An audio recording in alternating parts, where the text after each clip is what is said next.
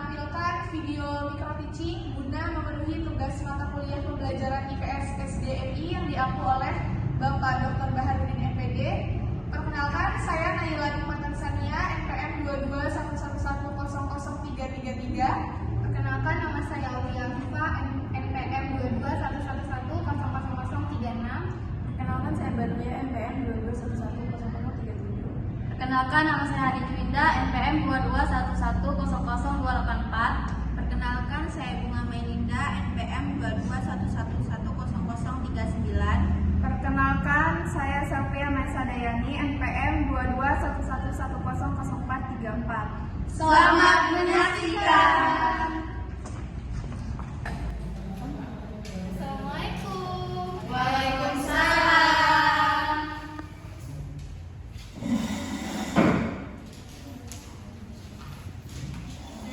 Selamat pagi anak-anak. Pagi, Bu.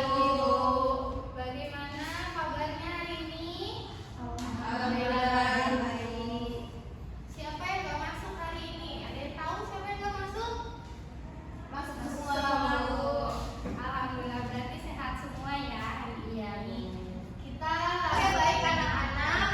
Sebelum kita mulai pembelajaran kita hari ini, biar makin semangat ya, kita SBB dulu ya. Kita tepuk konsentrasi. Ya, Bu. Oke, 1, 2, 3. Tepuk konsentrasi.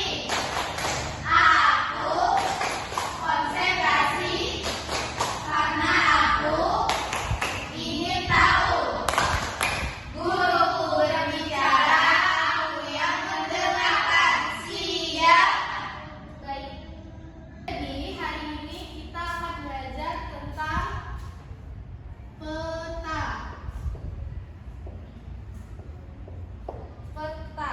Jadi peta adalah sebuah gambar yang menunjukkan lokasi dan hubungan antar tempat di dunia.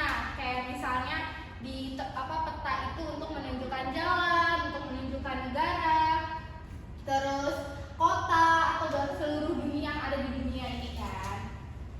Jadi peta itu memiliki fungsi.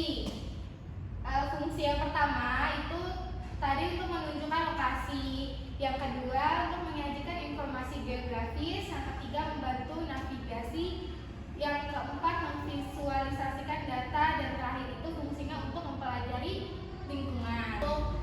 Dari peta itu kita bisa mengetahui letak geografis Indonesia. Sebelumnya, letak geografis itu adalah posisi keberadaan sebuah wilayah berdasarkan letak dan bentuknya di muka bumi.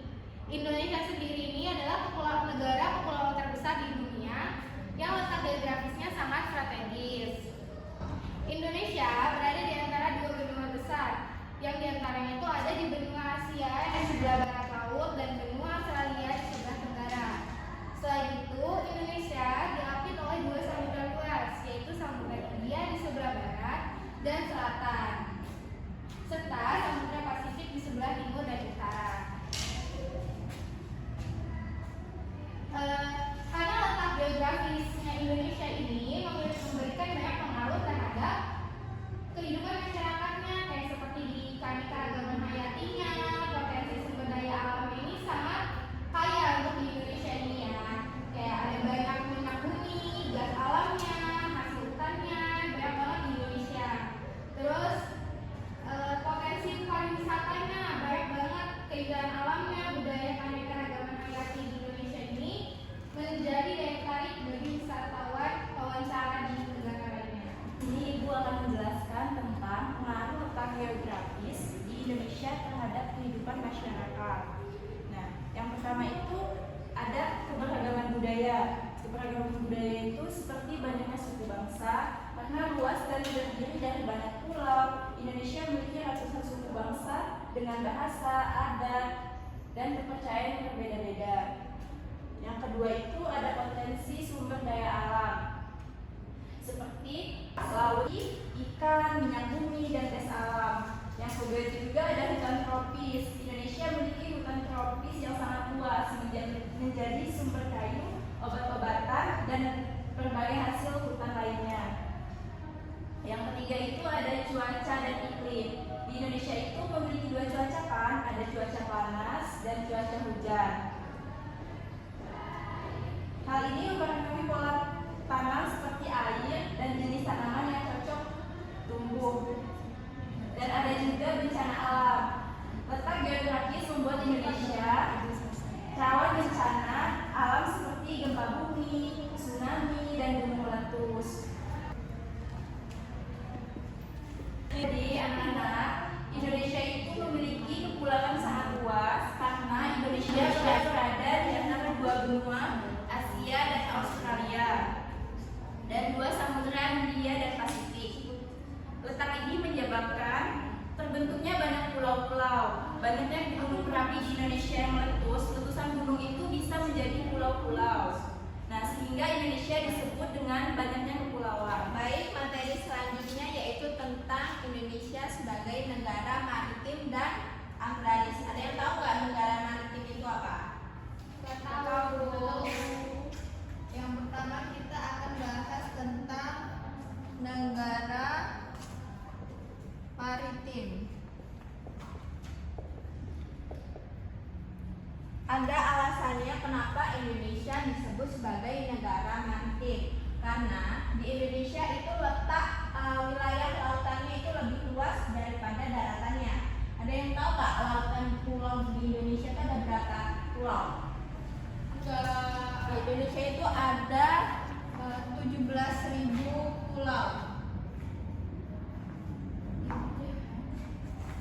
Yang kedua, alasan kenapa Indonesia disebut dengan negara maritim yaitu posisi strategis di jalur perdagangan. Indonesia terletak di dua samudera yaitu Samudra Hindia dan juga Samudra Pasifik. Yang selanjutnya yaitu adanya kekayaan sumber daya laut yang melimpah seperti ikan, terumbu karang, minyak bumi dan juga gas alam. Terus yang selanjutnya alasan kenapa Indonesia disebut sebagai negara maritim karena Indonesia memiliki ketergantungan yang tinggi terhadap sektor laut seperti mata pencariannya dan juga transportasinya. Yang selanjutnya negara agraris. Indonesia disebut sebagai negara agraris karena kebanyakan dari masyarakat Indonesia itu memiliki mata pencarian juga dari sektor pertaniannya dan hidup pada hasil pertaniannya juga. Yang pertama yaitu luas lahan pertanian di Indonesia itu wilayah pertaniannya, tanahnya, wilayahnya itu subur dan cocok untuk sektor pertanian. Yang kedua yaitu penduduk bermata pencarian sebagai petani. Yang ketiga yaitu kontribusi besar terhadap ekonomi. Komoditas pertanian Indonesia itu diekspor ke negara lain. Jadi hasil-hasil pertanian yang ada di Indonesia itu diekspor ke negara lain. Yang selanjutnya yaitu ketahanan pangan. Dengan produk pangan yang melimpah yang ada di wilayah Indonesia ini menjadikan masyarakat Indonesia itu terpenuhi atas kebutuhan makanannya. Yang terakhir yaitu budaya pertanian yang mendalam. Pertanian itu menjadi budaya yang sudah sejak dulu ada di Indonesia. Ya, beberapa unsur atau komponen sehingga menyatu menjadi sebuah peta. Mari kita simak video ini. Judul peta ditulis pada bagian atas peta yang menunjukkan isi peta tersebut. Judul peta ditulis dengan huruf kapital dan juga tegak. Yang kedua adalah skala peta, merupakan perbandingan jarak pada peta dengan jarak sesungguhnya. Dengan skala peta, pengguna peta akan dapat menentukan jarak antar tempat yang ada pada peta. Jadi dapat memperkirakan jarak sebenarnya. Ibu sudah menampilkan tentang video judul peta dengan skala peta. Jadi, di antara kalian siapa yang dapat menjelaskan tentang judul peta itu? Saya Bu. Oke, Bunga, silakan. Judul peta itu adalah tulisan di atas dari sebuah gambar peta yang menunjukkan sebuah daerah.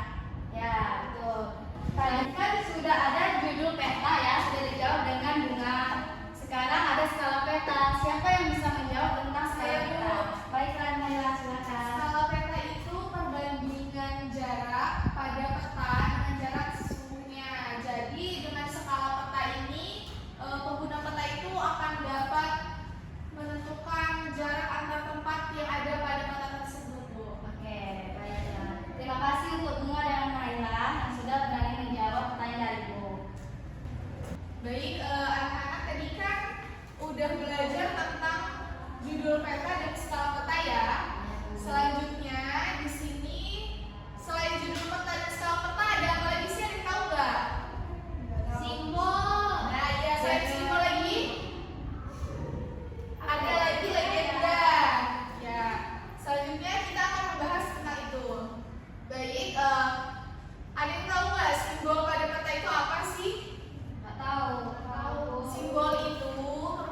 gambar atau tanda sederhana yang mewakili fitur geografis tertentu seperti gunung, sungai, kota, atau hutan. Jadi simbol ini tuh bisa membantu kita untuk mengenali berbagai jenis fitur tanpa perlu gambar yang detail.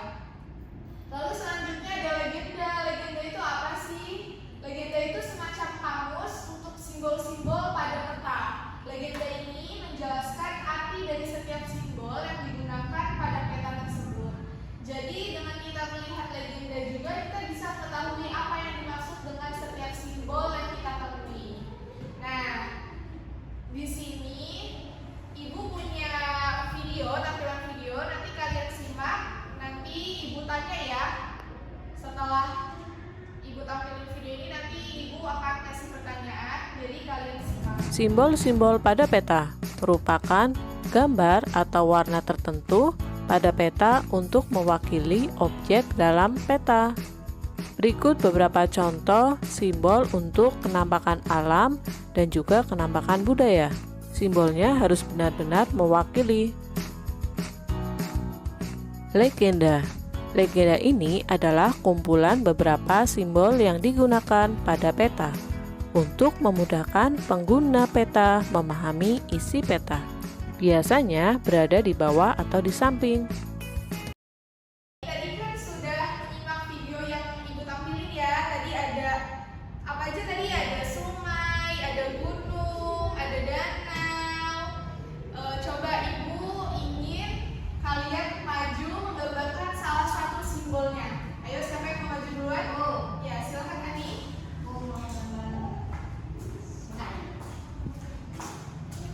Perhatikan ya kawannya.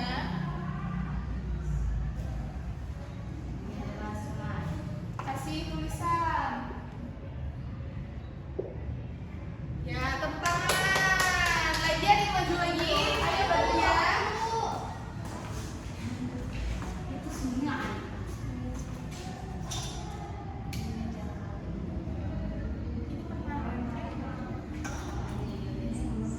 Ya, kasih tulisan. Ayo lagi, ada lagi. Ya.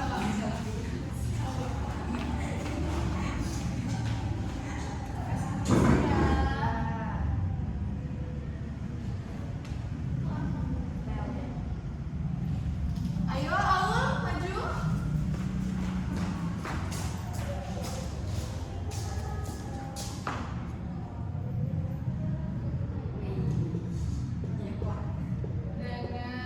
Danau ada airnya enggak?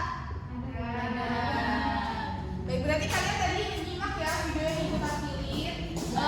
Jadi tadi apa kegunaan dari simbol dan legenda ini untuk apa? Ada yang tahu?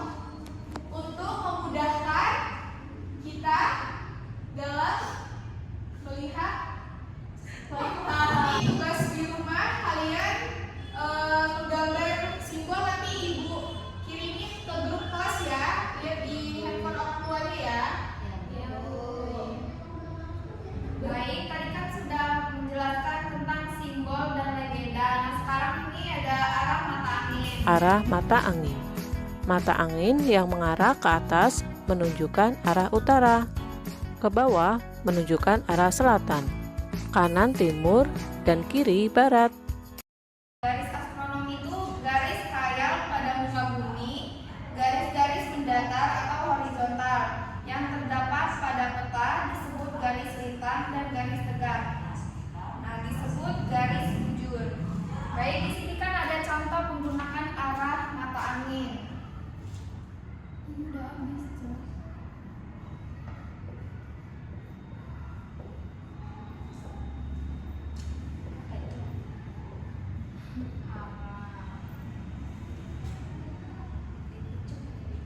Ini menjelaskan menggunakan arah mata angin, yaitu ada 3: orientasi peta, titik acuan, dan skala.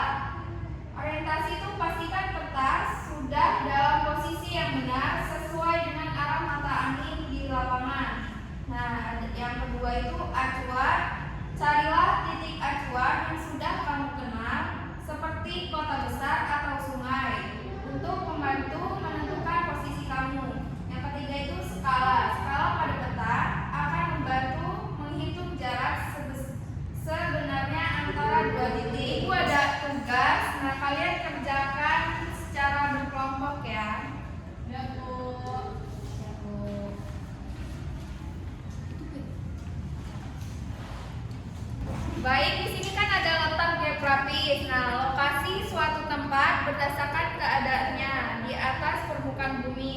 Lihatlah peta di atas.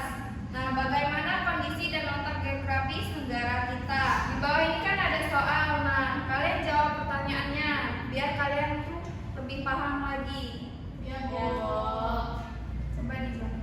Sekian pembelajaran kita hari ini. Ibu tutup. Wassalamualaikum warahmatullahi wabarakatuh. Waalaikumsalam warahmatullahi wabarakatuh.